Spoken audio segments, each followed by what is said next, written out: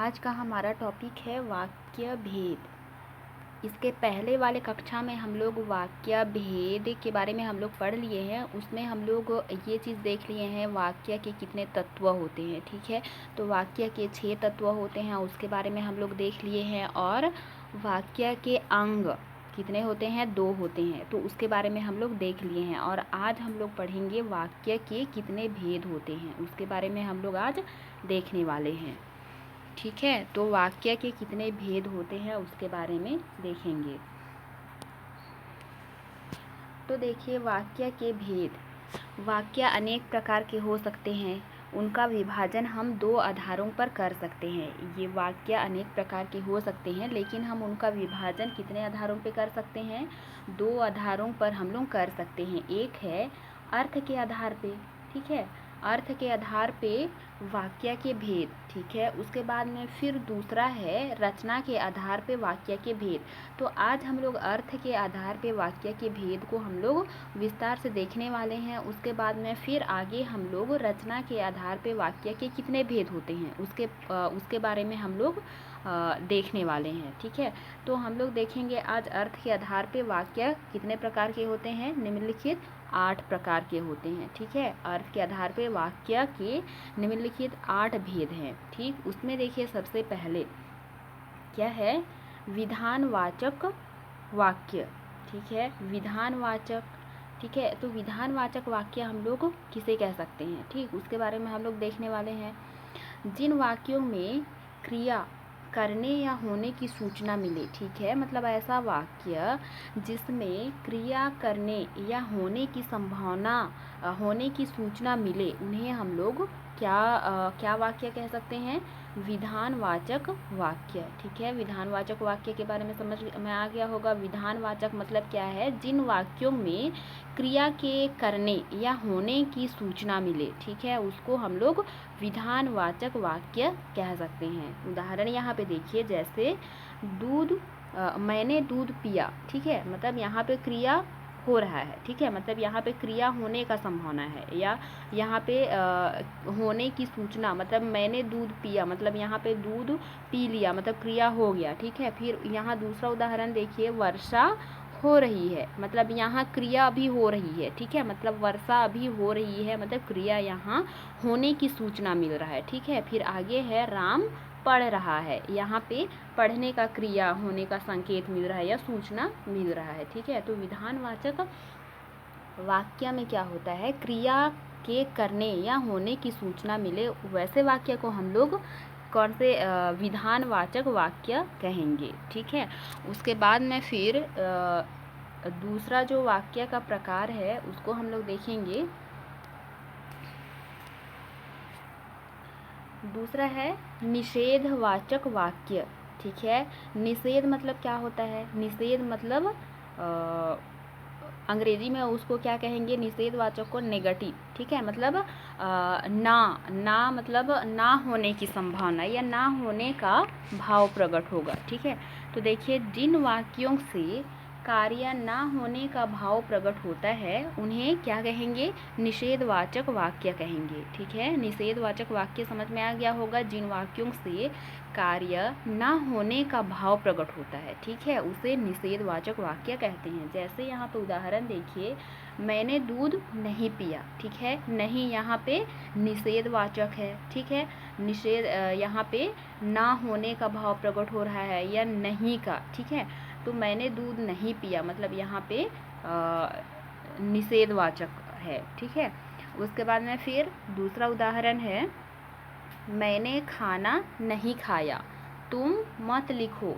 ठीक है, तो ये निषेधवाचक वाक्य में इस तरह का वाक्य होता है। ठीक, उसके बाद में फिर तीसरा जो ये वाक्य का भेद है वो है आज्ञावाचक वाक्य। ठीक है, आज्ञावाचक वाक्य में क्या होता है?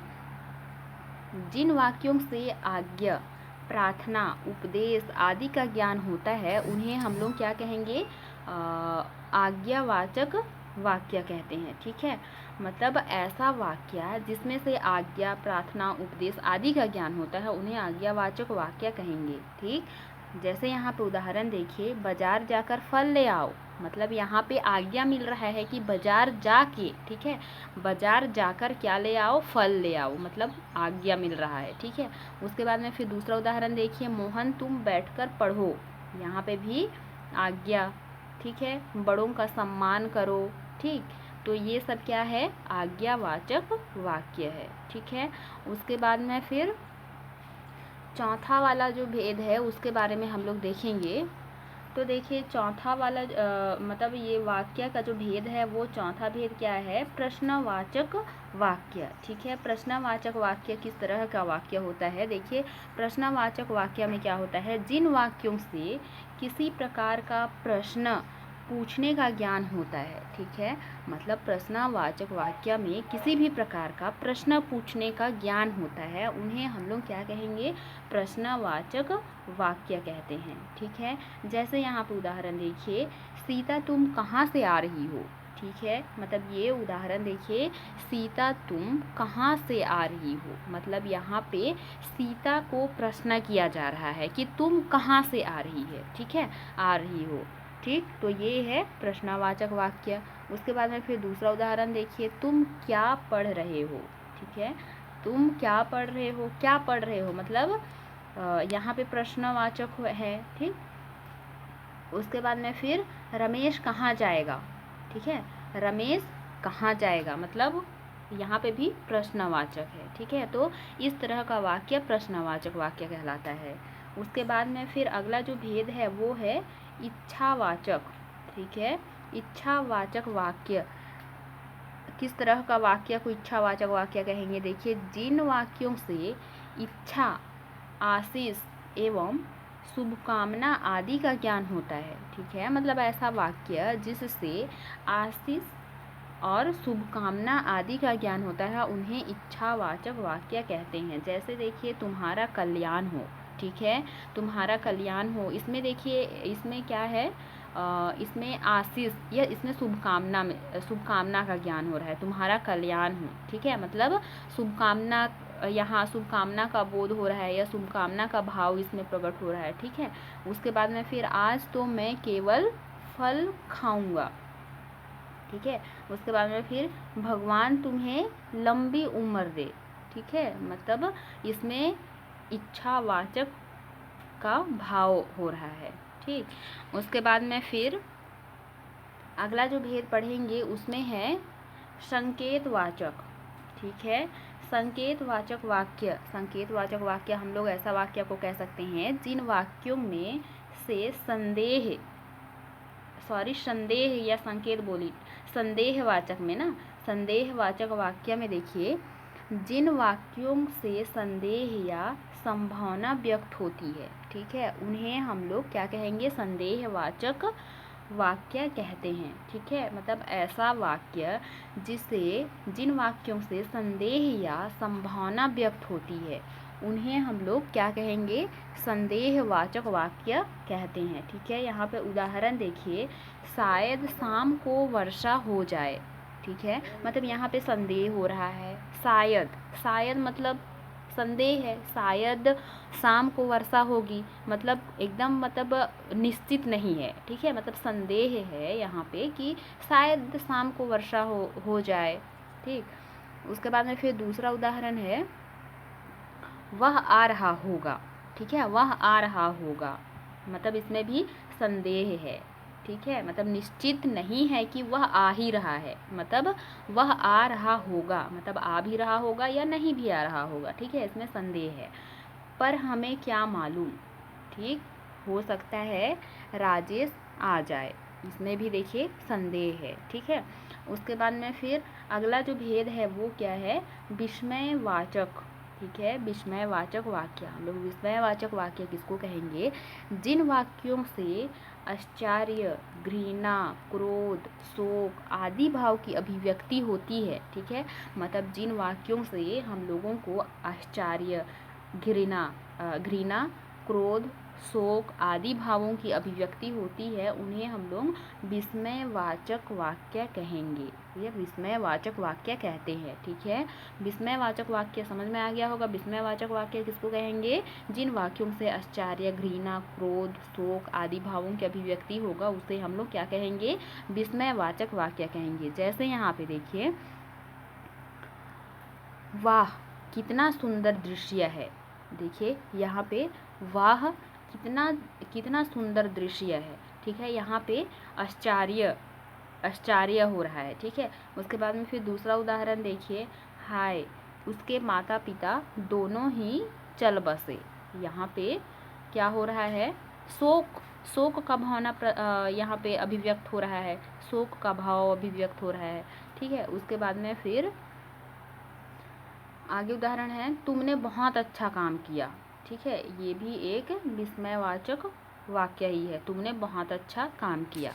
ठीक है, तो विस्मय बोधक जो वाक्य है उसके बारे में भी स्पष्ट हो गया होगा।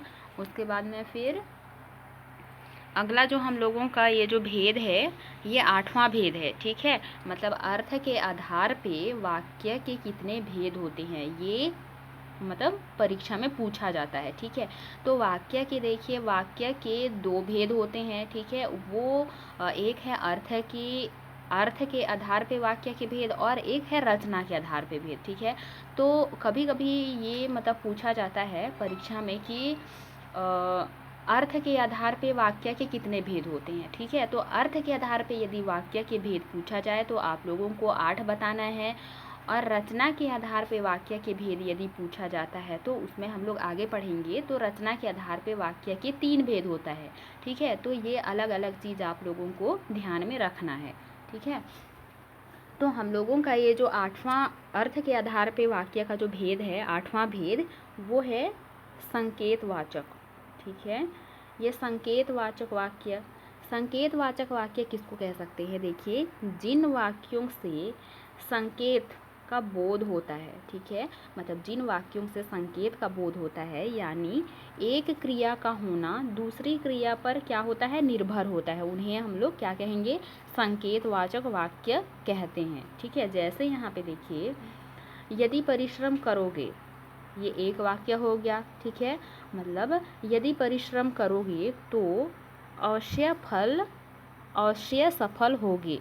ठीक है, यहाँ पे देखिए इसमें का जो इसका संकेतवाचक वाक्य को समझाया है, इसमें देखिए, जिन वाक्यों से संकेत का बोध होता है, यानी एक क्रिया का होना दूसरी क्रिया पर निर्भर होता है। ठीक है, उन्हें संकेतवाचक वाक्य कहते हैं। देखिए यहाँ पे, यदि परिश्रम करोगे, ये एक वाक्य है, तो अवश्य सफल होगे, मतलब उसमें से एक वाक्य का जो क्रिया है वो दूसरा वाक्य के क्रिया पर निर्भर हो रहा है। ठीक है, मतलब परिश्रम करोगे तो सफल होगे। ठीक, तो इस तरह का जो वाक्य है वो संकेतवाचक वाक्य कहलाएगा। दूसरा देखिए, पिताजी अभी आते तो अच्छा होता। ठीक है, मतलब पिताजी आते तो अच्छा होता। उसके बाद में फिर है, अगर वर्षा होगी तो फसल भी होगी, मतलब वर्षा होगी। ठीक है, मतलब वर्षा होगी तो मतलब फिर दूसरे पर निर्भर है ना, कि मतलब वर्षा होगी तो फसल भी होगी। ठीक है, तो इस तरह से ये जो वाक्य के भेद अर्थ के आधार पे 8 प्रकार के होते हैं, या अर्थ के आधार पे वाक्य के कितने भेद होते हैं? 8 भेद होते हैं। तो इसको आप लोगों को याद रखना है। उसके बाद में फिर हम लोग अगले क्लास में हम लोग रचना के आधार पे वाक्य के भेद को हम लोग देखने वाले हैं। तो आज के लिए इतना ही। ठीक है।